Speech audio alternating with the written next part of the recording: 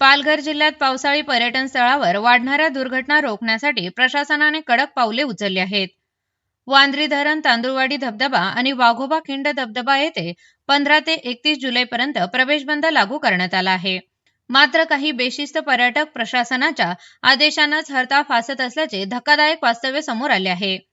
जागरूक पालघरच्या टीमने वांद्री धरण परिसराची पाहणी केली असता प्रशासनाने बसविलेल्या लोखंडी गेट आणि संरक्षण जाळीवर चढून अनेक पर्यटक धरणाच्या प्रतिबंधित भागात प्रवेश करताना दिसले.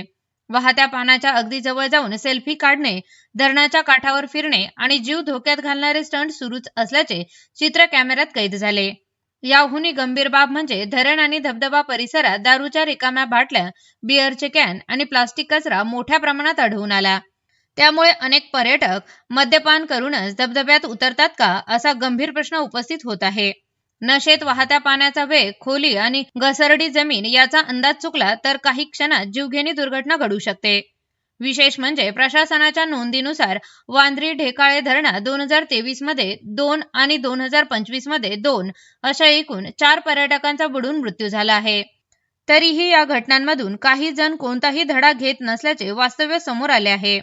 प्रशासन गेट उभारू शकते, इशारे देऊ शकते, प्रवेशबंदी लागू करू शकते, पण नियम मोडण्याचा हट्ट करणाऱ्यांना कोण रोखणार? दुर्घटना घडल्यानंतर प्रशासनावर बोट दाखविण्यापूर्वी प्रत्येक नागरिकाने स्वतःची जबाबदारी ओळखणे तितकेच आवश्यक आहे. लक्षात ठेवा, दारूच्या नशेत धबधबा जिंकता येत नाही आणि नियम मोडून शौर्य सिद्ध होत नाही. एका क्षणाचा बेफिकीरपणा आयुष्यभराची शिक्षा ठरू शकते.